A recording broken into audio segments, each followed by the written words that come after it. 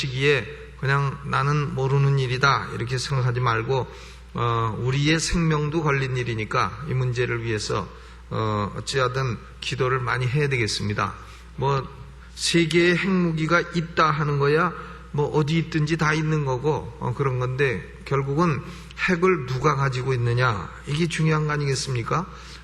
칼을 요리하는 사람이 갖고 있으면 무슨 문제입니까? 강도가 갖고 있으면 그게 문제가 되는 것이지 칼이 있다, 칼이 개발됐다 이런 게 문제가 아니라 누가 갖고 있느냐 이것이 중요한 것입니다. 해서 이것을 김정일이 갖고 세계를 향해서 위협하고 그것을 팔아먹고 이렇게 될 때에는 참 세계 평화가 깨지게 되고 우리 남한도 우리 각 사람도 결국 평안할 수 없게 되고 하는 것이기 때문에 이 문제를 위해서는 참 더 많이 기도하고 이렇게 해야 되겠습니다.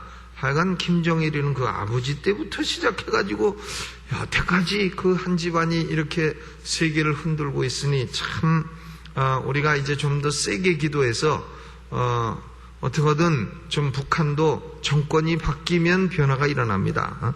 같은 빨갱이라도 김정일이 아닌 다른 게 오면 좀 달라진단 말이에요. 그러니까 좀 빨리 바뀌게 하여 주옵소서 이렇게 좀 기도를 하는 게 좋겠습니다.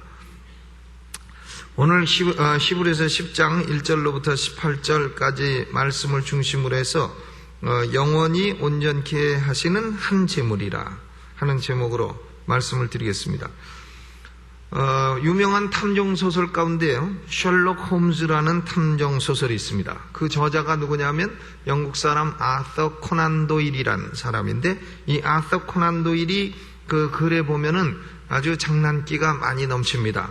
이 아서 코난 도일의 글 가운데는 이런 얘기가 있습니다. 하루는 런던에 사는 12명의 유명한 사람들에게 장난으로 전보를 보냈다는 겁니다.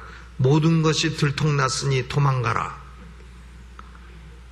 아주 착한 사람들 12명을 골라가지고 모든 것이 들통났으니 뭐라고 얘기 안 하고 그냥 들통났으니 도망가라. 그랬더니 그 12명이 모두 다 외형적으로 훌륭한 사람이고 점잖은 시민들이었음에도 불구하고 그 다음 주 조사해 보니까 12명 모두가 영국을 다 떠나가 버렸다는 그런 얘기가 있습니다. 물론 이것은 사실이 아니에요. 코난 도일이 지어낸 허구입니다. 허구인데 우리 인간 양심이라고 하는 것은 누구든지 딱 대고 나는 네가 지난 여름에 한 일을 알고 있어 딱 이러면 그냥 뭘 했는지 몰라도 하여간 겁을 먹게 돼 있다 하는 거죠. 그러니까 인간 양심은 누구나를 막론하고 이런 죄책감을 가지고 있는 것이다 하는 얘기를 하는 것입니다. 교회 나오는 성도들도요, 과거의 죄를 누군가 알까봐 두려워하는 사람들이 많이 있습니다. 과거에 내가 저지른 것을 알고 있는 사람이 혹시나 있을까 해가지고는 혹시 누가 아는 사람이 있다, 초등학교 동창이 왔다 그러면 딴 데로 옮기는 사람도 있단 말이에요, 교회를. 왜냐하면 초등학교 다닐 때 공부 못한 거 또 뭐 학교 다닐 때 실수한 거 이런 걸 다 알고 있기 때문에 도망가는 사람도 있고 그렇습니다. 그런데 우리가 이처럼 하나님께서 과연 나의 과거의 죄를 모두 용서하셨는가, 과연 내 죄는 다 용서받았는가, 이것을 확신치 못하는 사람들도 교회에 많이 있다 하는 것입니다. 오늘 우리가 읽은 이 히브리서 10장 이 본문 말씀을 묵상하면서 완전한 용서의 확신을 갖게 되시기를 주님의 이름으로 축원합니다. 이 히브리서는 동일한 진리를 이분이 반복 얘기하고 있어요. 오늘 본문은 히브리서 기자가 강조하는 제일 중요한 논점입니다. 그렇기 때문에 주석가들은 오늘 본문을 가리켜서 히브리서의 핵심이라 이렇게 말합니다. 이 히브리서가 왜 기록됐느냐, 누구를 대상으로 기록됐느냐 하면 유대인으로서 예수 믿게 된 유대인 성도들을 향해서 기록을 한 것입니다. 이 유대인 성도들은 예수 믿지 말고 더 이상 믿지 말고 유대교로 돌아가라 하는 압박과 그런 위험을 받고 있었습니다. 그래서 히브리서가 강조하는 건 뭐냐면 예수 그리스도의 속죄 사역이 구약의 모든 제사를 다 완성한 것이요, 구약이 바라고 그렇게 원하던 것을 실현한 것인데 왜 구약의 제사로 돌아가려고 하느냐? 돌아가지 마라. 실체가 나타났는데 왜 그림자로 돌아가려고 하느냐 하는 얘기입니다. 예를 들어서 이런 거 비슷하죠. 연애 얻은 사람이 사진만 가지고 보내고 편지로 연애하다가 그러다가 실물을 만났습니다. 드디어 1년 만에. 근데 실물을 만났는데 실물하고 한참 얘기하다가 그냥 사진이 나는 좋다고 하고 실물 내팽개치고 사진하고 계속 연애하겠다고 하면 그것처럼 우스꽝스러운 일이 어디 있겠습니까? 그러니까 이 예수 그리스도를 믿다가 구약 율법으로 다시 돌아간다 하는 것은 실체를 만났는데도 불구하고 다시 사진으로 돌아가는 그런 사람과 다를 바가 없다는 것입니다. 예수 그리스도는 우리 사람들이 하나님께 나갈 수 있는 길을 열어놓으셨고 또 하나님께 나가는 자에게 완전한 용서를 주셨다 하는 겁니다. 완전한 용서를 주셨다. 우리 예수 믿는 사람들은요, 현재, 과거, 미래에 약해서 지을 수 있는 죄까지도 다 용서받은 겁니다. 우리는 그러므로 우리 죄에 대한 심판이 없는 것이에요. 고로 우리는 절대로 지옥 갈 수 없는 사람들인 것입니다. 아멘. 우리는 지옥 갈 수 없는 거예요. 이 확신을 가지고 살아야 되는 거예요. 어떤 분이 장로라고 하는데요, 가만히 얘기하는 거 들어보니까 내가 이거 교회에서 이렇게 장로로 봉사하다가 나중에 혹시라도 실수해서 지옥 가면 어떡하냐 이런 얘기를 하고 있어요. 그래서 저분이 저 장로 맞는가? 그분이 확신이 없다는 얘기죠. 구원의 확신이 없고 복음을 그분이 알지 못한다 하는 거예요. 복음은 뭐냐? 예수 믿는 자에게 하나님이 완전한 용서를 주신다. 이게 복음이에요. 현재, 과거, 미래의 모든 죄에서 우리는 완전한 용서를 받았다. Total forgiveness, 완전한 용서, 양적으로도 다 용서받았고 그리고 시간적으로도 영원한 용서를 다 받은 것이다. 그 얘기입니다. 그러 우리가 이제 예수 믿는 우리가 지옥 갈 수 있습니까? 없습니까? 없다는 거죠. 지옥 갈 수 없어요. 우리는요. 지옥 가려고 노력하고 죄 짓고 하면 우도 터지는 거나 있는 거지 지옥 갈 수가 없다 하는 겁니다. 그러므로 복음은 우리에게 완전한 용서를 주는 거예요. 그러나 구약의 율법의 모든 제도들은 완전한 용서를 줄 수가 없다는 겁니다. 그러니까 오늘 본문은 구약의 율법은 완전한 용서를 줄 수가 없는 것인데 그리스도 예수는 우리에게 완전한 용서를 주었다. 그 얘기를 하는 거예요. 구약의 율법이 할 수 없다는 것을 거기 없다는 귀절이 3번 나옵니다. 10장 1절 읽어보죠. 시작. 율법은 장차 오는 좋은 일의 그림자요 참 형상이 아니므로 해마다 늘 드리는 바와 같은 제사로는 나오는 자들 언제든지 온전히 할 수 없느니라. 온전한 용서를 할 수 없느니라. 또 4절에도요 같이 읽죠. 시작. 이는 황소와 염소의 피가 능히 죄를 없이 하지 못함이라. 황소 염소의 피는 못한다. 또 10장 11절 같이 읽죠. 시작. 제사장마다 매일 서서 섬기며 자주 같은 제사를 드리되 이 제사는 언제든지 죄를 없게 하지 못하거니와. 그러니까 구약의 율법에 따른 제사로는 할 수가 없다. 뭘 할 수가 없냐? 완전한 용서를 줄 수가 없다. 양적으로도 완전하고 시간적으로도 영원한 용서를 줄 수가 없다. 구약의 용서는 양적으로도 제한된 것이고 시간적으로도 1년이란 단위로 제한이 된 것이다. 그러니까 완전한 용서가 아니다 하는 얘기죠. 그러나 그리스도는 이 율법이 할 수 없는 것을 다 이루셨다는 겁니다. 10장 10절 읽어보죠. 시작. 이 뜻을 조차 예수 그리스도의 몸을 단번에 들이심으로 말미암아 우리가 거룩함을 얻었노라. 또 14절. 저가 한 제물로 거룩하게 된 자들을 영원히 온전케 하셨느니라. 또 17절. 또 저희 죄와 저희 불법을 내가 다시 기억지 아니하리라 하는 거 아니겠어요? 구약의 제사로는 안 된다 하는 것이 그리스도 예수님으로는 된다. 뭐가 되느냐? 완전한 용서가 된다 하는 거예요. 그러니까 오늘 읽은 본문의 말씀의 요체는 뭐냐면 그리스도 예수 안에서 우리는 토탈, 완전하고도 파이널, 최종적인 그리고 이터널, 영원한 그런 용서를 얻었다. 현재, 과거, 미래의 모든 죄에서 완전하고 최종적으로 사함을 받았다 하는 겁니다. 왜냐하면 그리스도 예수님이 그 몸을 제물로 삼아서 우리의 죄값을 십자가에서 다 치루어 주셨기 때문이라 하는 거예요. 그러면 우리가 현재, 과거, 미래의 모든 죄에서 다 용서를, 이렇게 완전한 용서를 받았다고 한다면 그러면 우리는 죄를 안 짓는 자냐? 그럼 우리는 죄를 고백을 안 해도 된다는 말이냐? 그런 말은 아니지요. 여기서 우리는 두 가지 용서를 확고하게 구별을 해야 돼요. 용서에도 두 가지가 있다 하는 거예요. 하나님 앞에서의 위치적인 용서가 있고 또 하나는 하나님의 자녀로서의 가족적인 용서가 있습니다. Positional forgiveness하고 Family forgiveness, 위치적인 용서가 있고 가족적인 용서가 있어요. 이 위치적인 용서라 하는 것은 뭐냐면은 바로 우리가 하나님 앞에 나아갈 수 있는 위치적인 권세를 얻었다. 하나님으로부터 용서를 받아서 이제는 하나님의 자녀되는 권세를 얻었다. 그 위치를 얻었다 하는 거예요. 요한복음 1장 12절에 영접하는 자 곧 그 이름을 믿는 자들에게는 무슨 권세를 주신다고요? 하나님의 자녀가 되는 권세를 주셨으니 그랬어요. 그 원래 우리가 하나님의 자녀였는데 예수 믿어서 하나님 자녀 되는 권세를 얻었느냐? 그게 아니죠. 우리는 원래 하나님 자녀 아닙니다. 마귀의 자녀였어요. 그런데 예수 믿고 은혜 받아서 하나님 자녀가 된 것입니다. 그렇기 때문에 이것을 가리켜서 양자됨이라, adoption이라고 하는 신학적인 용어를 쓰는 겁니다. 그래서 로마서 8장 15절 16절에는 이런 말씀이 기록되어 있습니다.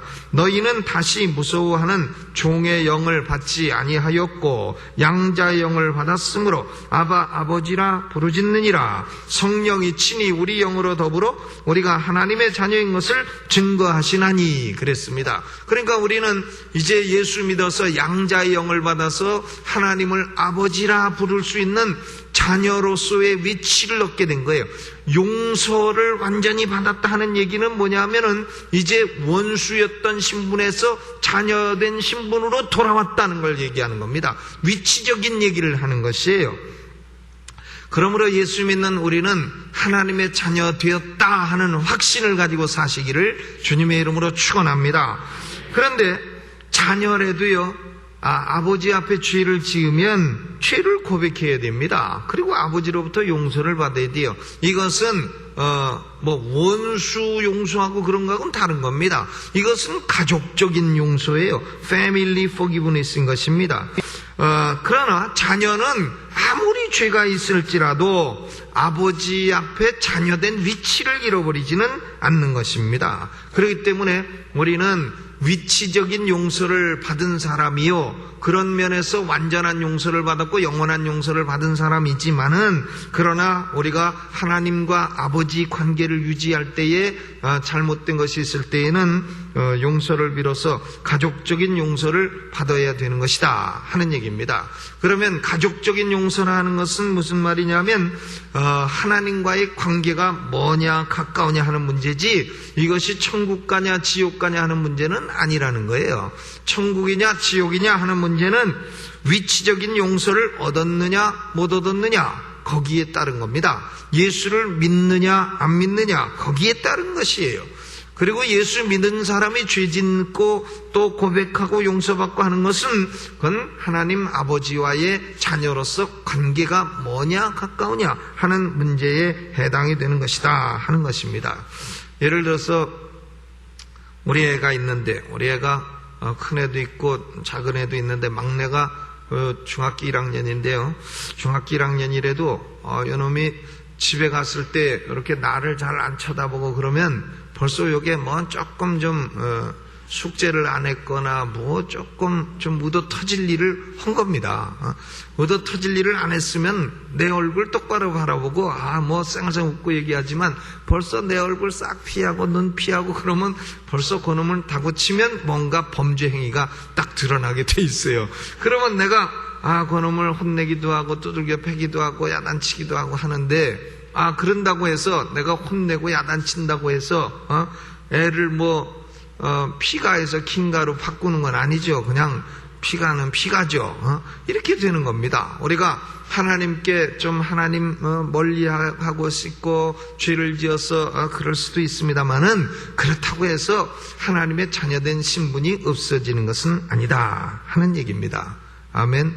그래서 우리는 참 예수 믿어서 위치적인 용서는 이미 받았는데 날마다 살면서 짓는 죄는 자백을 해서 날마다 가족적인 용서를 받아야 된다. 예수님께서 이것을 사도 베드로에게 비유로 말씀하셨습니다. 제자들의 발을 씻기겠다 하니까 베드로가 처음엔 못하겠습니다 하니까 너 발 안 씻으면 나하고 관계없다 하니까 아이고 예수님 그러면 목욕까지 시켜주시오. 그러니까 예수님이 하신 말씀, 너는 목욕은 이미 했으니까 또 올 필요는 없다. 발만 씻으면 되는 것이지, 이렇게 말씀하신 겁니다. 그러므로 위치적인 용서라 하는 것은 그 비유에서는 목욕하는 것에 해당되는 것이고, 가족적인 용서라 하는 것은 발 씻는 일에 해당이 되는 것입니다. 우리는 이미 목욕한 사람이에요. 예수 믿어 다 목욕한 사람이고, 우리는 이미 지옥 가기는 다 틀린 사람이라. 아멘. 그러므로 우리가 그런 면으로 구원의 확신을 가져야 될 필요가 있습니다. 그런데 구원의 확신을 갖는 것이 중요하고, 두 번째로는 또 매일매일 하나님과 가까이 지내는 것이 또 중요하다 하는 얘기를 말씀드립니다. 오늘 본문을 보면 크게 네 가지로 나누게 됩니다. 10장 1절로부터 4절까지는 뭐냐? 율법의 제사는 죄를 완전히 제거할 수 없다 하는 얘기를 하는 거예요. 죄를 제거할 수 없다. 그러니까 1절로부터 4절까지의 핵심은 4절입니다. 황소와 염소의 피가 능히 죄를 없이 하지 못한다. 없이 하지 못하지만 이것은 뭐냐면 전혀 없이 하지 못한다는 게 아니라 죄를 특정한 죄에 관해서만 용서하고 그것도 일정 기간에만 용서하는 거지 완전하게 용서할 수가 없다 하는 얘기를 하는 것입니다. 여기 10장 1절로 4절까지의 내용은 보면 몇 가지가 나오는데, 첫째 내용은 율법은 장차 오는 일의 그림자요 참 형상이 아니다. 율법은 그림자일 뿐이다.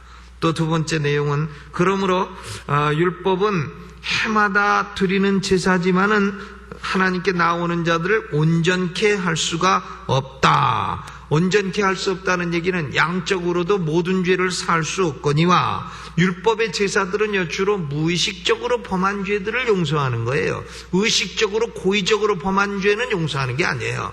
의식적으로 고의적으로 범한 죄는 벌 받는 겁니다, 율법에서는요. 그러나 그리스도 예수님은 무의식이든 고의든 간에 다 용서하시는 겁니다. 그러니까 양적으로도 차이가 있고, 시간적으로도 구약의 용서는 1년만 받는 것이지 영원히 받는 것이 아닙니다. 그렇기 때문에 온전케 할 수 없다. 이 그림자는 온전케 할 수 없다. 그런 거예요.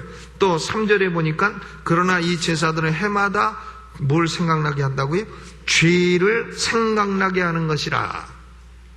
고린도전서 11장 24절에 보면 예수님이 이렇게 말씀하셨어요. 이것은 너희를 위하는 내 몸이니 이것을 행하여 나를 기념하라. 그러니까 주의 만찬을 대할 때에 주님을 기념하라 혹은 기억하라 하는 거예요. 그러니까 율법에 따라서 속죄일이 되면 사람들은 죄를 생각하는 겁니다. 아이고 내가 죄인이구나. 그런데 복음으로 주의 만찬을 대할 때는 뭐가 생각나냐면 아이고 내 죄가 용서받았구나. 율법이 생각나게 하는 것은 내가 죄인이구나. 복음이 생각나게 하는 것은 내 죄가 용서받았구나. 이걸 생각나게 한다 하는 겁니다. 그러니까 생각나게 하는 게 달라요. 율법 제사를 드릴 때에는 하나님 내가 죽을 죄인인데 이 짐승이 죽습니다 이런 거고, 주의 만찬을 행할 때는 포도주와 떡을 먹으며 주님 내가 죽어야 되는데 주님이 죽으셔서 내 죄가 사함받았습니다. 은혜가 생각나게 한다는 것입니다. 이런 점에서 결국 율법의 제사는, 황소와 염소의 피로 드리는 제사는 능히 죄를 없이 하지 못하고 우리를 온전케 할 수가 없다. 그러니까 10장 1절로 4절에서 제일 중요한 단어는 뭐냐? 없다. 없다죠. 그러면 5절부터 10절까지는 뭐냐? 5절부터 10절까지의 제일 중요한 내용은 뭐냐면 10절이죠. 10절 읽어봅니다. 시작. 이 뜻을 조차 예수 그리스도의 몸을 단번에 들이심으로 말미암아 우리가 거룩함을 얻었노라. 거룩함을 얻을 거예요? 얻었노라예요? 얻었노라. 이것이 위치적인 거예요. 위치적인 성화라. 위치적인 용서라. 거룩함을 얻었다. 무엇 때문에? 그리스도 예수님이 몸을 단번에 들이심으로 우리가 거룩함을 얻었다. 이게 위치적인 성화입니다.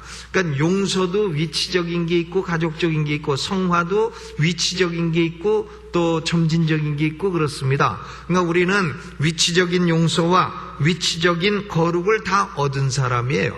그래서 거기 5절로부터 10절까지의 내용은 뭐냐면 우리는 거룩함을 얻었다 하는 거예요. 그런데 어떻게 해서 거룩함을 얻었느냐 하면 거기 5절로부터 보면 몇 가지 내용이 나오죠. 시편 40편 6절로 8절까지의 말씀을 지금 인용해서 하는 겁니다. 예수님이 인용해서 말씀하셨다 하는 거예요. 하나님이 제사와 예물을 원치 아니하시고 오직 나를 위하여 한 몸을 예비하셨도다. 또 전체로 번제함과 속죄제는 기뻐하지 아니하신다. 여기 첫 번째 나오는 내용, 하나님은 번제와 속죄제를 기뻐하신다 그랬어요? 안 기뻐하신다 그랬어요? 안 기뻐하신다. 아니 그럼 기뻐하시지도 않는 것을 왜 드리라고 하느냐? 왜 드리라고 했느냐? 율법에 하나님이 기뻐하시지 않는 것은 제사 드리는 사람이 회개하는 마음으로 하나님께 나오지 아니하고 제사 그 자체를 위해서 나온다면 그것을 기뻐하지 않는다는 거예요. 우리가 예배를 드려도요, 그냥 예배에 왔다 이걸 위해서 드린다면 그건 하나님을 기쁘게 하는 예배가 못 된다는 겁니다. 하나님께 진실로 내가 오늘도 하나님 아버지를 섬기고 또 하나님 앞에서 가족적인 용서도 받고 하나님께 영광 돌리기 원합니다 하는 참된 마음, 신령과 진정으로 와야지 그냥 예배 드려야 되니까 예배 자체를 위해서 왔다 하면 그게 소용이 없다는 거예요. 이사야서 1장 11절에 여호와께서 말씀하시되 너희의 무수한 재물이 내게 무엇이 유익하뇨? 나는 수양의 번제와 살찐 짐승의 기름에 배불렀고 나는 숫송아지나 어린 양이나 염소의 피를 기뻐하지 아니하노라. 그럼 뭘 기뻐하신다는 거예요? 이사야서 1장 16절에 너희는 스스로 씻으며 스스로 깨끗게 하여 내 목전에서 너희 악업을 버리며 악행을 그치라. 그냥 짐승 가지고 나와서 제사 드리는 것은 내가 죄인입니다 하나님, 내가 회개하는 마음으로 나오는데 이 짐승이 대신 죽습니다. 그래야지. 그 마음이 중요한 것이지 번죄, 속죄, 제사 자체, 제물 자체가 하나님께 감동을 주는 것은 아니라는 거예요. 그러니까 번제와 속죄제는 기뻐하지 아니하신다. 그러면 하나님이 뭘 기뻐하시느냐? 거기 두 번째 내용은 보면 5절에 오직 나를 위하여 한 몸을 예비하셨도다 그랬어요. 그러니까 성자 예수 그리스도는 원래 영원전부터 존재하는 이위의 하나님입니다. 하나님은 한 분이며 세 분이고 세 분이며 한 분이에요. 성부, 성자, 성령. 성자 예수님은 영원전부터 존재하던 분이에요. 성자 예수님이 2000년 전에 태어날 때 비로소 존재한 분이 아닙니다. 예수님은 선재성이 있는 분입니다. 그런데 하나님께서 성자 예수님을 위해서 한 몸을 예비하셨도다 그랬어요. 그래서 하나님의 뜻은 뭐냐면 하나님의 뜻은 그 예비하신 몸을 십자가에서 두리시는 것이 하나님의 뜻이다 하는 겁니다. 그러니까 예수님이 이 땅에 왜 오셨냐? 그 몸을, 하나님이 예비하신 몸을 죄의 제물로 십자가에서 드리는 겁니다. 그래서 예수님께서는 거기 9절에 그 후에 말씀하시기를 보시옵소서 내가 하나님의 뜻을 행하려 왔나이다. 그 몸을 제물로 드리려 왔나이다. 그 말이죠. 하셨으니 그 첫 것을 폐하시면 둘째 것을 세우려 하심이니라. 즉 첫 번째 속죄제, 번제제, 구약 율법은 폐하시고 이제 그리스도의 몸을 제물로 드리는 참된 제물로 드리는 참된 제사를 세우려 하심이라. 그래서 예수님은 10절에 보니까 이 뜻을 조차 하나님 성부 하나님의 뜻을 순종하여 그 몸을 단번에 들이심으로 말미암아 우리가 거룩함을 얻게 되었다. 예수님이 그 몸을 십자가에서 들이셔서 피를 흘리심으로 우리는 이제 위치적인 용서와 위치적인 성화를 얻게 되었다. 고로 하나님이 기뻐하시지 아니하시는 첫 예법은 폐하여졌다. 고로 유대인 성도들아 어찌하여 그 첫 예법으로 돌아가려고 하느냐? 돌아가지 마라. 그런 얘기죠. 그 다음에 11절부터 14절까지는 구약의 제사장과 신약의 그리스도의 사역을 비교합니다. 11절부터 14절 같이 한번 읽어보죠. 11절 14절 시작. 제사장마다 매일 서서 섬기며 자주 같은 제사를 드리되 이 제사는 언제든지 죄를 없게 하지 못하거니와 오직 그리스도는 죄를 위하여 한 영원한 제사를 드리시고 하나님 우편에 앉으사 그 후에 자기 원수들로 자기 발등상이 되게 하실 때까지 기다리시나니 저가 한 제물로 거룩하게 된 자들을 영원히 온전케 하셨느니라 그랬어요. 이 11절로 14절 4절의 말씀을 보면요, 구약의 제사장과 그리스도를 비교하고 있습니다. 비교하는데 제가 퀴즈를 낼 테니까 한번 찾아보세요. 우선 구약의 제사장과 그리스도 예수님은 제사 지내는 자세가 달라요. 자세가 어떻게 다릅니까? 제사장은 매일 어떻게 해요? 서서 섬긴다. 그러나 예수님은요 12절에 보니까 오직 그리스도는 죄를 위하여 한 영원한 제사를 드리고 하나님 우편에 앉으셨다. 구약의 제사장은 서 있고 예수님은 앉아 계신다. 이게 다르죠. 자세가 달라요. 또 제사 횟수가 다릅니다. 구약의 제사장은 어떻게 드립니까? 매일 자주 같은 제사를 드린다. 그런데 예수님은 12절에 한 영원한 제사를 드리셨다. 구약의 제사장은 반복 자주 같은 제사를 드리지만 그리스도는 딱 한 번 영원한 제사를 드리셨다. 제사 횟수가 달라요. 또 제사의 효과도 다릅니다. 제사의 효과. 구약의 제사장은 11절 후반에 보니까 언제든지 죄를 없게 하지 못하거니와 죄를 없게 할 수는 있어요. 그러나 짧은 기간만 없게 한다 하는 거예요. 그러나 그리스도 예수님은 14절 어떻게 됐다고요? 저가 한 제물로 거룩하게 된 자들을 영원히 온전케 하셨느니라. 아멘. 우리는요 그러므로 영원히 온전케 된 자들이에요. 영원히 온전케 됐다는 것은 우리가 다시는 죄를 안 짓는 존재가 됐다 그런 얘기 아니에요. 하나님 앞에서 이제는 더 이상 자녀로서의 권세를 빼앗길 수 없고 하나님 앞에서 이제 더 이상 그 사랑에서 끊을 자가 없고 이제는 지옥을 가고 싶어도 안 되고 이제 하나님의 구원받은 자녀로서의 위치는 확고해졌다 하는 겁니다. 자, 그러면 구약의 제사장과 그리스도 예수님은요, 구약의 제사장은 서서 매일 자주 드리고 그나마 그것도 죄도 없이 하지 못하고, 그러니까 구약의 제사는 뭐냐? 미완성이라, 미완성. 그러나 그리스도는 딱 앉으셔서 영원한 한 제사를 드리셨고 또 그 제물로 온전케 하셨느니라. 그러니까 완성이에요, 완성. 구약의 제사장은 미완성이요, 예수 그리스도는 완성이라. 완성된 사람이 미완성으로 다시 돌아가겠다는 것이 말이 되냐? 어리석은 일이라 하는 겁니다. 한번 생각해 보세요. 사법고시 합격해가지고 지금 검사로 일하는 사람이 아이고 나는 사법고시 또 봐야 되겠어. 그러고서 고시 준비한다고 고시촌에 들어가면 아이고 저 사람 저 이상한 사람 아니야? 이렇게 될 거 아니냐 이거예요. 그러니까 이미 완성된 사역에 거하는 그리스도를 믿는 성도가 왜 미완성의 유대교로 돌아가려 하느냐? 그걸 말하는 겁니다. 그 다음에 15절부터 18절 같이 읽어보죠. 시작. 또한 성령이 우리에게 증거하시되 주께서 가라사대 그날 후로는 저희와 세울 언약이 이것이라 하시고 내 법을 저희 마음에 두고 저희 생각에 기록하리라 하신 후에 또 저희 죄와 저희 불법을 내가 다시 기억지 아니하리라 하셨으니 이것을 사하셨은즉 다시 죄를 위하여 제사 드릴 것이 없느니라 그랬어요. 여기 16절과 17절은 예레미야서 31장 33절 34절의 새 언약을 요약해서 설명한 것입니다. 그 내용의 핵심은 뭐냐? 구약 예언의 핵심은 뭐냐면 저희 죄와 저희 불법을 다시 기억지 아니하는 시대가 올 것이다.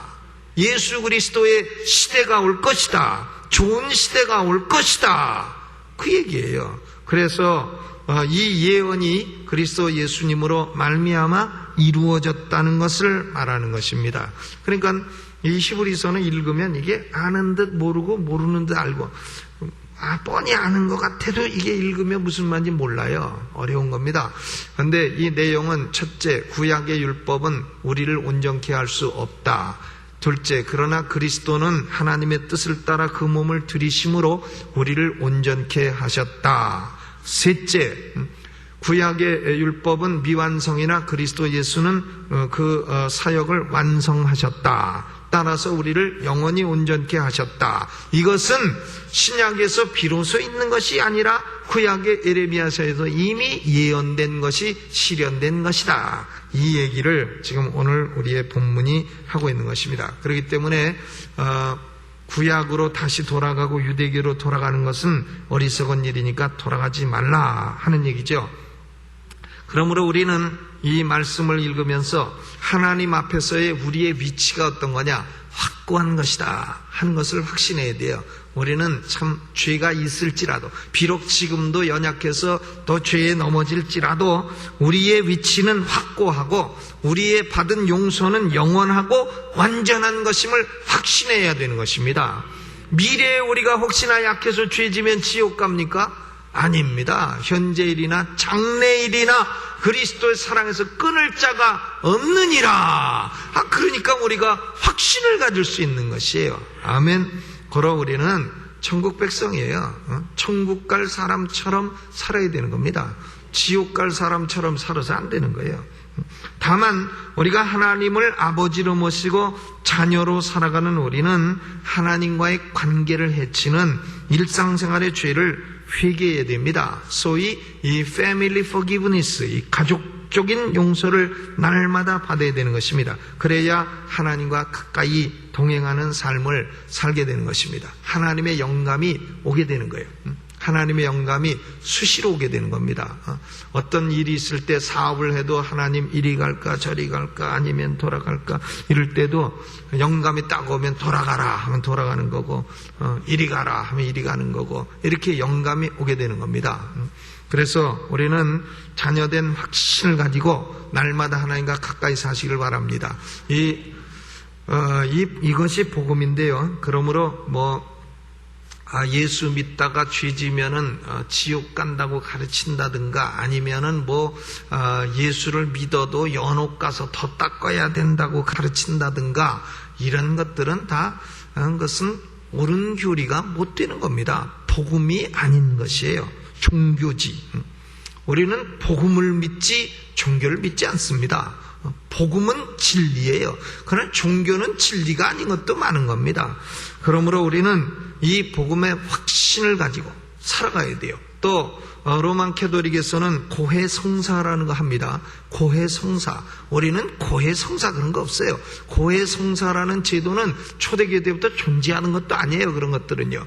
우리가 왜 신부한테 가서 다 고해됩니까? 우리가 하나님께 직접 구하면 되는 거죠. 그리고 고해 성사, 이런 어떤 성사가 아니에요. 그것은 자식이 아버지한테 아빠 잘못해서 하는데 아버지 지금부터 고해 성사를 하랍니다 하고 합니까? 그냥 가서 아이고 아버지 잘못했습니다 용서해 주세요 그럼 끝이지. 그 한마디로 그냥 다 끝나는 거지.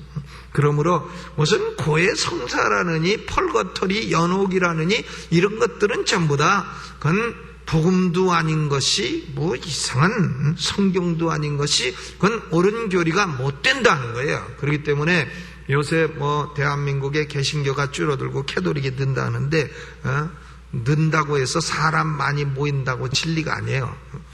성경대로 믿어야 진리입니다. 아멘. 아무리 줄어들어도 성경대로 믿어야 진리인 것입니다. 고로 내가 다시 한번 묻겠습니다. 여러분, 과거, 현재, 미래 모든 죄가 다 사함받은 걸 믿으십니까? 아멘. 주먹 한번 딱 내고 나는 지옥 가기 다 틀렸다. 하나님과 가까이 살자. 네, 가까이 사시기를 주의 이름으로 축원합니다. 우리 찬송 부르면서 준비하신 헌금 있으시면 헌금해 주시기 바랍니다. 복음성가 339장 내 일생 다 가도록 주 의지하리.